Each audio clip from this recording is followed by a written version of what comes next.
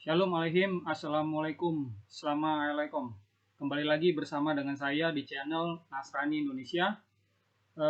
Masih membahas tentang agama, sains, dan juga sejarah. Topik yang akan saya angkat pada saat ini berkenaan dengan free will. Nah, ini menarik ya. Judulnya adalah free will atau predestinasi. Ya, dengan dalam kaitan dengan reinkarnasi. Saudara-saudara, sebenarnya topik ini materi ini, paparan ini saya siapkan untuk diskusi saya dengan rekan Kristen dari Calvinis yang mengajarkan ajaran predestinasi. Tuhan sudah menentukan semuanya, termasuk ada orang-orang nih nanti yang ditentukan untuk masuk surga dan yang lainnya ini dibakar, digoreng selamanya di neraka. Nah, ada banyak ayat-ayat yang dia angkat. Oleh karena itu saya coba memberikan pandangan ajaran yang berbeda kepada dia. Lalu dia meminta saya untuk diskusi, tapi berhalangan ya karena satu dan lain hal. Oleh karena itu di reschedule. Nah, karena saya masih memiliki waktu, makanya saya buat materi ini. Baik, saudara-saudara, di bawah judul ini ada tulisan free will or determinism ya di dalam sains. Nah, saudara-saudara, ini harus saya coret ya. Sebenarnya berkaitan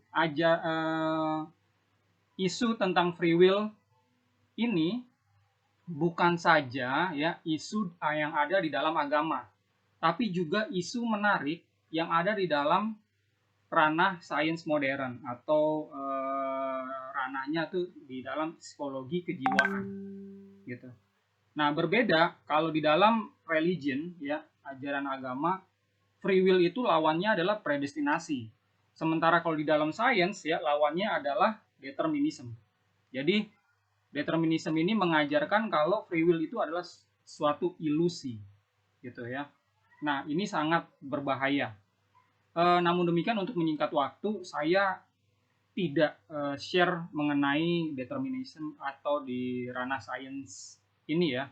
Saya coba mengangkat isu free will dan predestination ini juga berkaitan juga dengan sains, tapi sainsnya sains reinkarnasi. Saya mulai ya, free will atau predestinasi ya. Yang pertama, free will itu adalah ajaran yang diyakini oleh semua jemaat awal. Ya, jemaat awal itu adalah gereja rasulia. Ya, jemaat awal itu adalah ya, jemaat yang dibangun didirikan oleh para rasul, makanya disebut jemaat rasulia atau gereja rasulia.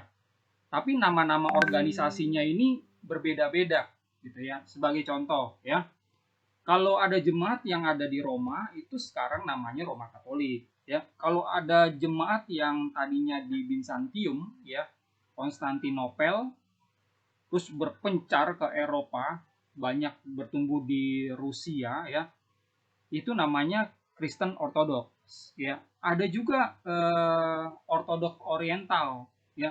Contohnya adalah Koptik Ortodok ya, Syriak Ortodok. Kalau Koptik ini di Mesir Alexandria awalnya, kalau Syria ini di Antioquia ya.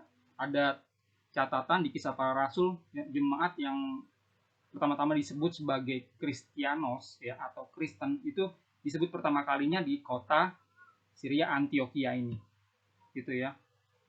Nah, kata Kristen itu di dalam Aramaik ya disebut Mesikaye. Makanya jemaat awal yang ada di Kerala India ataupun yang ada di Mesopotamia yang berkembang menjadi jemaat Church of the East atau sering disebut Nestorian itu ya sering menamakan dirinya sebagai jemaat Mesikaye. Karena merekalah yang melestarikan bahasa Aramaik atau Syriak itu dari abad awal sampai sekarang.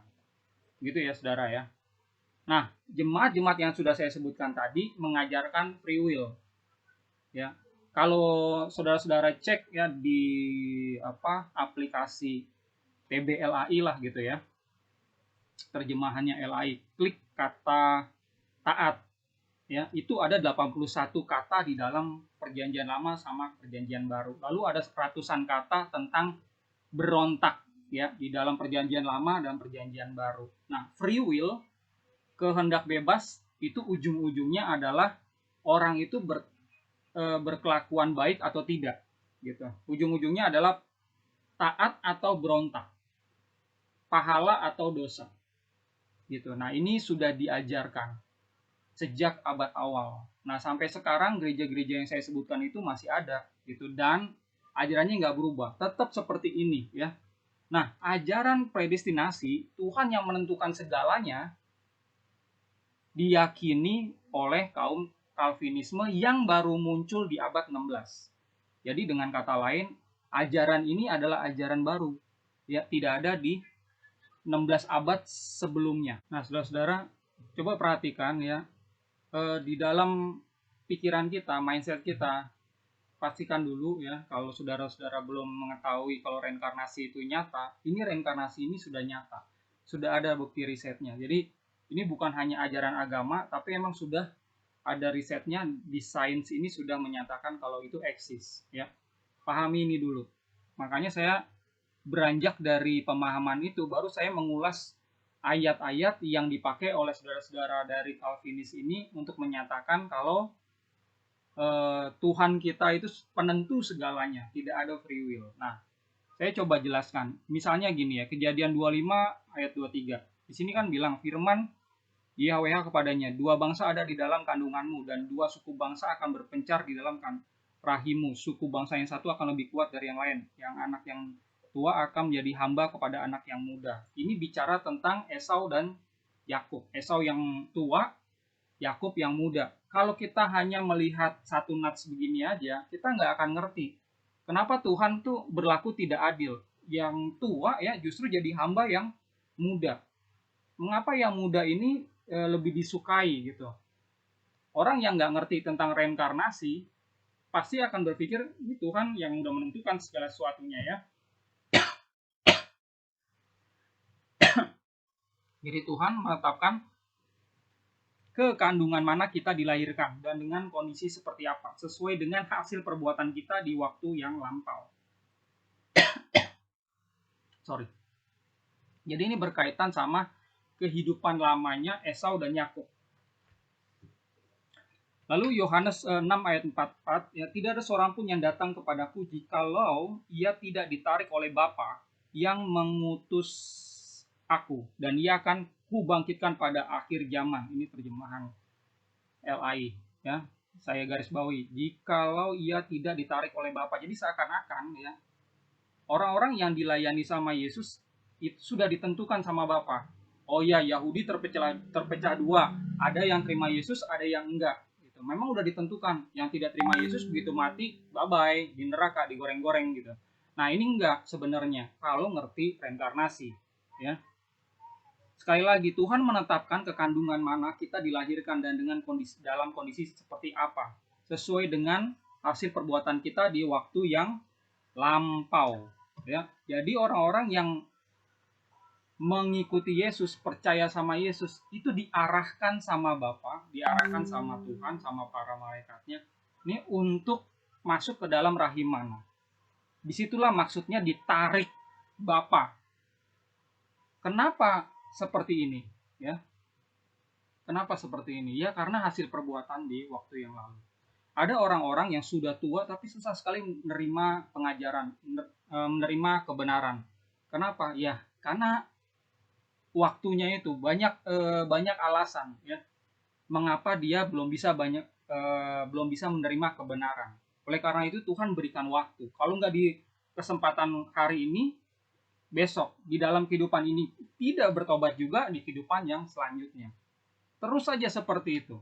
Tuhan berikan waktu kepada kita semua, karena kita semua ini punya free will.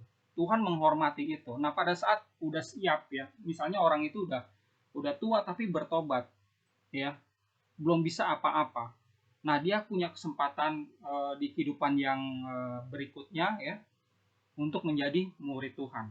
Nah, di dalam hal ini juga seperti itu ya. Orang-orang yang terima Yesus pada saat itu karena di kehidupan lalunya ya belum sempurna ya, sehingga Tuhan arahkan lagi, Bapa arahkan ya, masuk ke rahim mana, ya, lalu bertemu dengan Yesus. Disitulah artinya kalau Tuhan itu punya rencana. Di sini ditulis jikalau ia tidak ditarik oleh Bapa, ya, jadi semua ditarik gitu. Sekali lagi, ya, manusia memiliki free will. Terus ada ayat yang seperti ini, ya, Yohanes 9 ayat 1 sampai 3. Waktu Yesus sedang lewat, ya, atau Yesus, ya, bahasa Aramaiknya adalah Yesus, ya. Ia melihat seorang yang buta sejak lahirnya. Jadi sejak lahir, ya, bukan karena kecelakaan atau apa. Murid-murid bertanya kepadanya, Rabi, siapakah yang berbuat dosa, orang ini sendiri atau orang tuanya sehingga ia dilahirkan buta? Jadi para muridnya itu udah tahu, ya, ada konsekuensi, ya, kenapa orang itu dilahirkan menjadi seperti itu. Kondisinya itu seperti itu tuh ada konsekuensinya. Tapi dia pengen tahu, murid-muridnya belum tahu kan. Mereka tanya ke rabinya, ini salah siapa sebenarnya? Salah orang itu sendiri, ya, atau salah orang tuanya?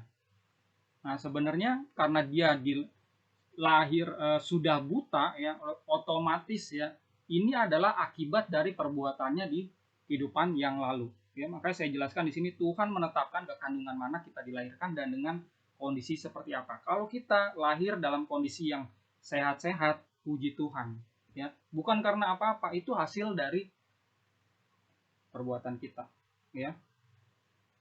Jadi jangan berkecil hati kalau misalnya lahir juga dalam keadaan cacat. Tuhan punya rencana. Selalu Tuhan punya rencana. Ada orang-orang yang lahir cacat tapi bisa mengubah dunia dengan baik. Ya, bisa berbuah-buah gitu, ya. Perhatikan kalau apa yang saya share di sini, ya. Sebenarnya ini bisa bercabang-cabang, muncul berbagai pertanyaan. Saudara bisa bertanya di bawah video ini. Nanti saya coba menjawabnya. Tapi intinya adalah, ya, setiap orang punya free will, ya. Free will itulah yang menentukan kita di kehidupan depan ini kita seperti apa. Kalau kita ketahuan, ya, mencuri, ya, kita di kehidupan ini akan dipenjara. Kalau kita nggak ketahuan, ya, kita menerima perbuatan kita, hasil perbuatan kita, ya, tabur tuai, kita menaburnya itu di kehidupan berikutnya. Jadi jangan heran kalau kita lahirnya itu kenapa-napa gitu, ya. Matius 22 ayat 14, sebab banyak yang dipanggil tetapi sedikit yang dipilih. Nah, ini tentang perumpamaan. Jadi ada perumpamaan perjamuan nikah, semua diundang masuk. Namun ada yang datang tidak, ya, menghormati tuan rumah dengan berpakaian sembarangan gitu. Karena itulah mereka dimasukkan ke kegelapan supaya nanti bisa dipulihkan dan akan kembali ikut ke dalam kehidupan barunya jika bersedia. Ya, selalu ada istilahnya itu pemulihan. Tuhan menetapkan ke kandungan mana kita dilahirkan dan dengan kondisi seperti apa sesuai dengan hasil perbuatan kita di waktu lampau, ya. Jadi kalau Tuhan ngundang nih, ini kan perumpamaan, ya, tentang perjamuan nikah gitu kan. Ini maksudnya adalah Tuhan mengundang nih, pintu surga terbuka, silakan datang. Tapi ada yang dipanggil tapi sedikit yang dipilih. Kenapa sedikit yang dipilih? Karena ya itu yang siap gitu. Kalau yang nggak siap bagaimana? Ya nanti dicampakkan ke kegelapan. Ini adalah simbol atau kiasan dari alam neraka. Nah, nanti akan kembali lagi. Gitu, ya. Lalu ini adalah Matius 24, 22 sampai 24, ya. Kata kuncinya adalah orang-orang pilihan. Dan sekiranya waktunya tidak dipersingkat, maka dari segala yang hidup tidak akan ada yang selamat. Akan tetapi, oleh karena orang-orang pilihan, waktu itu akan dipersingkat. Sebab Mesias palsu dan nabi-nabi palsu akan muncul, dan mereka akan mengadakan tanda-tanda dahsyat dan mujizat-mujizat. Sehingga sekiranya mungkin mereka yang menyesatkan orang-orang pilihan juga. Ya. Lalu tentang orang-orang pilihan ini juga dicatat di banyak ayat. Matius 24 ayat 31, Lukas 18 7a, Roma 8 ayat 33, Roma 11 5 sampai 8, Roma 16 ayat 13 dan lainnya, ya. Nah, kenapa ada orang-orang yang dipilih seperti ini? Jawabnya ya Tuhan menetapkan. Ke kandungan mana kita dilahirkan dan dengan kondisi seperti apa. Sesuai dengan hasil perbuatan kita di waktu yang lampau. Ya. Jadi kalau kita memang sudah saatnya menerima kebenaran, Tuhan akan arahkan. Nah, saatnya seperti itu ya sesuai dengan free will kita. Gitu. Kalau memang kita mau, Tuhan akan arahkan.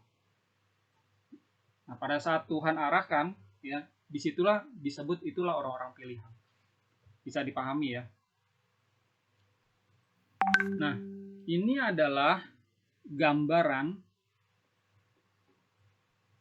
Kalau tadi saya bicara tentang reinkarnasi, ayat-ayat yang saya posting, terus saya jelaskan, reinkarnasi seperti saya sudah kasih tahu sejak awal itu nyata. Dibilang nyata karena memang sudah ada risetnya. Ya, jadi ini nggak debatable lagi. Kalau orang mau debatable, ya berpikir, oh ajaran saya ini di channel saya ini ajaran Buddha, Hindu, terserah deh mau ngomong apa. Ya, intinya ya ajaran reinkarnasi itu ada dan nyata. Ya, ini adalah foto dari Dr. Ian Stevenson, tapi sudah meninggal ya, dari Universitas Virginia. Dan ini adalah sebagian dari buku-buku hasil risetnya ya. Children Who Remember Previous Life, Children Who Remember, oh ini sama ya, European Cases of Reincarnation Type, terus 20 Cases Suggestion of Reincarnation. Lalu buku ini membedah antara reincarnation and biologi itu seperti apa. Nah dia dalam satu wawancara dia ngomong kayak begini sih, Dr. Ian Stevenson. Keadaan kita ditentukan oleh 3 hal, yaitu gen orang tua, keadaan lingkungan, saat kita tumbuh, dan kehidupan masa lalu kita. Itu ya. Makanya tadi saya bilang, Tuhan tuh menentukan ke rahim mana kita itu akan reinkarnasi lagi. Ke rahim mana. Kita bersyukur kalau kita ada di dalam keluarga Kristen, orang tua kita baik, mencontoh bagaimana hidup yang baik, ya, punya karakter yang baik, dan lain sebagainya. Kenapa? Karena ya itu dia, kita cukup beruntung. Itu karena hasil perbuatan kita di waktu yang lalu. Jadi jangan heran, jangan iri juga, ya. Kalau saudara-saudara lihat, kenapa ada seorang anak ya, dia balita tapi dia menguasai 7 bahasa sekaligus. Itu ada YouTube-nya ya, itu terkenal ya, sering di-share gitu YouTube-nya. Saya nonton beberapa kali gitu dan luar biasa. Kenapa seperti ini bisa? Orang-orang yang lain, anak-anak yang lain enggak. Kesannya Tuhan nggak adil. Ini kenapa bisa seperti ini? Karena anak ini memang ya, di kehidupan lamanya belajar bahasa-bahasa itu ya.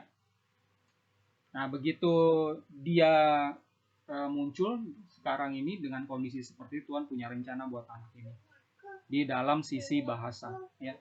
Nggak tahu, mungkin jadi penerjemah orang penting lalu mengubah banyak bangsa, semoga ya. Intinya adalah ini riset ini risetnya sebenarnya berusia 20 sampai 30 tahun baru ya. Dan setelah beliau meninggal diteruskan oleh penerusnya Dr. Jim Tucker, masih di Universitas Virginia. Nah dari sanalah riset-riset serupa itu berkembang di kampus-kampus di US sampai ke kampus-kampus di Asia, di India, banyak gitu. Kalau saudara mau baca buku salah satu buku bagus tentang reinkarnasi, namanya judulnya Born Again ya. Itu sudah diterjemahkan oleh Ibu Brenda Mayfrey ya, seorang terapis hipnotis regresi. Bukunya bagus banget. Saya punya PDF-nya. Kalau saudara-saudara mau, silakan hubungi saya, nanti saya share file PDF-nya ya. Jadi saudara-saudara tahu contoh-contoh kasusnya itu apa aja untuk reinkarnasi ini. Terus penelitiannya itu bagaimana.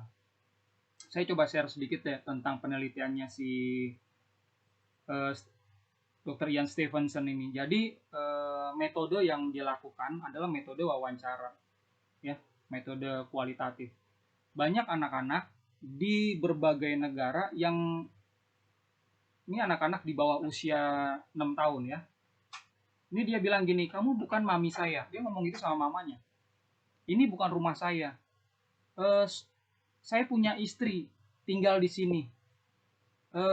Kakak saya ini, ibu saya ini. Nah, jadi dia bercerita seperti itu pada saat dia tentunya sudah bisa berbicara. Nah, orang-orang satu keluarganya ya, itu akan heran. Loh, kok bisa seperti ini gitu? Kok dia seperti meracau gitu ya, memberikan informasi tidak sesuai dengan kenyataan sekarang. Nah, kalau lingkungannya itu sudah tahu ya, sudah meyakini kalau reinkarnasi itu ada, itu akan gampang. Oh, dia pasti berbicara tentang kehidupan masa lalunya. Tapi kalau misalnya ini ada di dalam kehidupan keluarga yang tidak tahu menahu tentang reinkarnasi, itu repot jadinya ya. Ada satu buku ya, itu itu buku bagus ya. Saya lupa judulnya. Jadi yang mengisahkan tentang seorang anak US nih, seorang anak di Amerika, keluarganya keluarga Kristen. Dia tidak percaya reinkarnasi, tapi anaknya itu sejak kecil ngomong gitu. Hal-hal yang berkaitan masa lalunya. Nah, papanya itu menjadi curious ya, kenapa kok anak saya tuh seperti ini, ngomongnya seperti ini. Diteliti lah anak ini.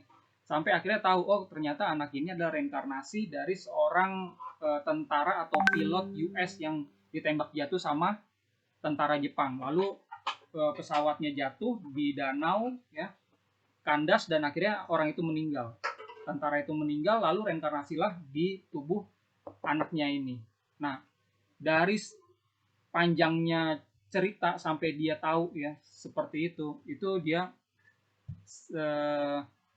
begitu terkesan dengan cerita anaknya ini, namanya James ya. Kebetulan si tentara itu juga namanya James juga yang meninggal. Makanya bukunya ini banyak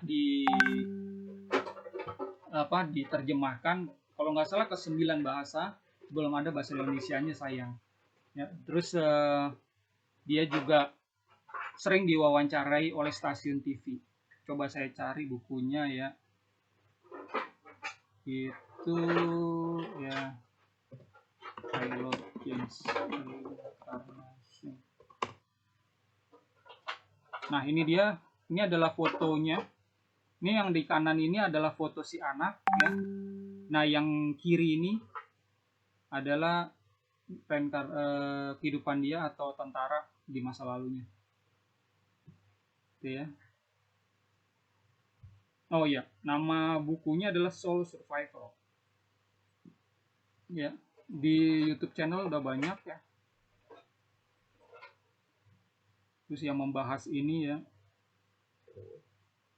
di dailymail.co.id, reincarnated our son is a World War II pilot come back to life.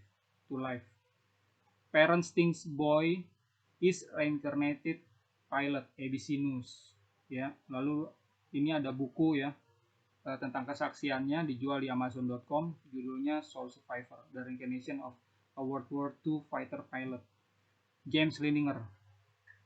Ini dibahas juga di Science Encyclopedia. Ya, terus ada reincarnation research ya di sini yang membahas kehidupan anak ini. Ya, jadi ini cukup bagus untuk jadi contoh kalau reinkarnasi itu nyata. Oke, di dalam ayat-ayat kitab suci gimana tentang reinkarnasi ini? Reinkarnasi nih, contohnya Ayub 1 ayat 21 katanya, dengan telanjang aku keluar dari kandungan ibuku, dengan telanjang juga aku akan kembali ke dalam. Jadi ada siklus kan, saya juga bilang seperti itu kan. Lalu Malaiki 4 ayat 5, sesungguhnya aku akan mengutus Nabi Elia kepadamu menjelang datangnya hari YHWH yang besar dan dahsyat itu.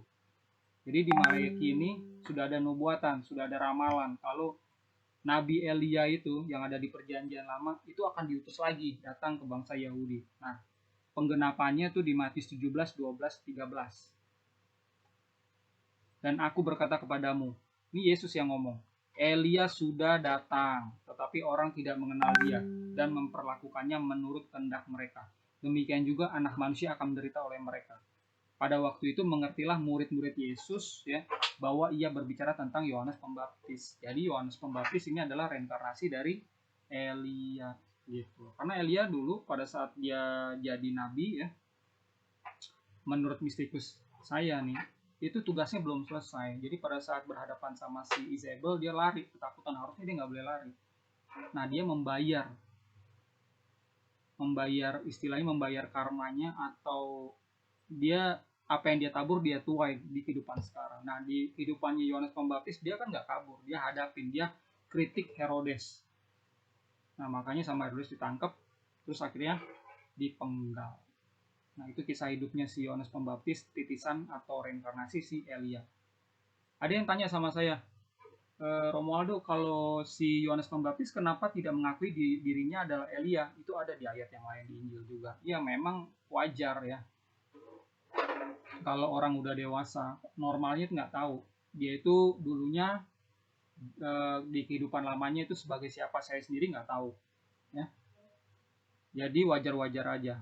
Jangankan kehidupan lama, menu makanan kita minggu lalu, ya itu apa kita sendiri kan lupa kan. Nah iya, karena di usia 7 tahun ya, itu sudah meninggalkan, istilahnya sudah melupakan kehidupan lama. Itu udah normal menurut penelitiannya Dr. Ian Stevenson. Nah, kalau kita kadang-kadang mendapatkan istilahnya dejavu, ya pada saat kita ketemu sama orang, kita kok ngerasa ini udah pernah ketemu sama orang ini ya, tapi di mana gitu ya, sekelibat gitu kan, bayangan, saya tahu nih orang ini kayak pernah lihat ya, tapi di mana, itu dejavu. Di kehidupan lama kita pernah lihat dia. Nah, Tuhan pertemukan lagi, nggak tahu Tuhan punya rencana apa, berdoa aja. Lalu kalau kita misalnya kita pernah berkunjung ke suatu tempat yang baru kita datangi, tapi kok kesannya kayak udah pernah kesini ya gitu ya, gimana, kapan gitu ya, sama siapa saya kesini. Nah, itu dejavu juga ya, di kehidupan lama kita pernah ke situ. Oke, ada ayat yang lain lagi ya, ini Matius 16, 13, 16. Setelah Yesus tiba di daerah Kaisarea Filipi, ia bertanya kepada murid-muridnya, kata orang, siapakah anak manusia itu? Ya, ini Yesus tanya ya ke murid-muridnya, menurut orang-orang ya, orang-orang ya, orang Yahudi pasti ya, orang-orang biasa ya, siapakah anak manusia, siapa aku? Lalu jawab para rasul gini nih, ada yang mengatakan Yohanes Pembaptis ya, ada yang mengatakan Elia. Lihat, Elia udah nggak ada kan ya, diangkat terbang ya, terus hilang, udah nggak ada, terus tiba-tiba nongol di sini. Ada pula yang mengatakan Yeremia udah meninggal, atau salah seorang dari para nabi udah meninggal. Jadi ini saya mau jelaskan kalau orang Yahudi di abad 1 ya, itu memang mengenal konsep reinkarnasi. Gitu ya. Kalau mau tahu data lain di luar Alkitab, saya bisa share buku Reincarnation and Judaism ya, The Journey of Soul. Itu karya Rabbi Dober Pitzen. Nah, beliau ini menjelaskan kalau si Josephus Flavius, sejarawan Yahudi di abad 1, itu juga menulis seperti itu. Orang-orang Yahudi itu di abad 1 memang meyakini konsep reinkarnasi. Nah, kalau saudara mau tahu juga, mau baca, nanti saya share bukunya. Oke, sebagai kesimpulan, nah kesimpulannya saya kasih tahu ya. Sini. Yang pertama, manusia dilengkapi oleh free will. Gitu ya. Manusia bukan robot. Ya. Free will dipakai untuk menentukan tindakan. Oke. Jadi kita bertindak ya, hasilnya itu pahala atau dosa, benar, baik atau jahat. Jangan sampai kita berbuat jahat gitu terus kita nyalahin Tuhan. Loh, saya kan nggak punya free will ya. Saya nggak punya kehendak bebas. Saya sudah ditentukan untuk membunuh dia. Nah, itu jahat banget pemikiran seperti itu ya. Dia melemparkan tanggung jawabnya kepada Tuhan. Terus jemaat awal tidak mengajarkan predestinasi. Ya. Kalau ada yang bilang, oh ini Agustinus Hippo sudah mengajarkannya, no. Ya, coba dicek lagi. Agustinus Hippo itu adalah rohaniawan di bawah pemerintahan atau kekaisaran Romawi yang ada di Afrika pada saat itu ya. Nah, Roma Katolik ya, itu sampai sekarang tidak mengajarkan predestinasi, ya. Si Agustinus Hippo itu ada di abad 4. Ya, Roma Katolik sudah ada dari abad 1. Nggak mengajarkan predestinasi. Lalu yang ada di Afrika, Koptik Alexandria nggak pernah mengajarkannya. Ortodok Ethiopia juga tidak pernah mengajarkannya. Jadi jangan saut-pautkan ajaran ini, ajaran asing ini dengan ajaran jemaat awal ya. Calvinisme di abad 16, nomor 4 ya, baru mengajarkan predestinasi. Jadi ini adalah produk dari John Calvin, produk dari gereja modern di abad 16. Yang kelima, reinkarnasi nyata dan berhubungan dengan ajaran Yesus, berhubungan dengan free will ya. Jadi kalau ada orang dipanggil sama Tuhan, orang itu berhak untuk memutuskan mau ikut Tuhan atau tidak ya. Tapi Tuhan berikan waktu selalu kepada orang itu. Kalau enggak ya udah ditunggu sama Tuhan, terus Tuhan berikan kesempatan.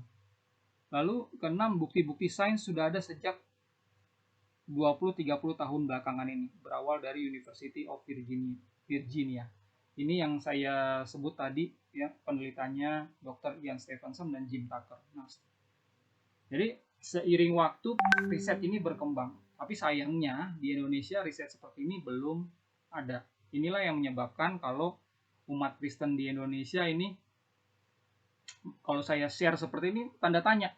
Hah? Bener itu ada?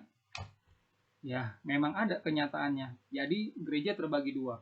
Ada gereja yang ajarannya sesuai dengan sains modern, dan ada yang bertentangan. Saudara-saudara mau pilih yang mana? Itu adalah free will, saudara.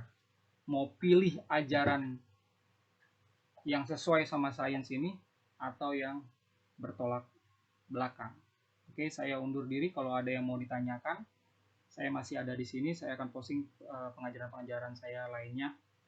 Selamat malam, selamat siang, selamat sore, selamat pagi. Ya, assalamualaikum, shalom, alaihim, assalamualaikum.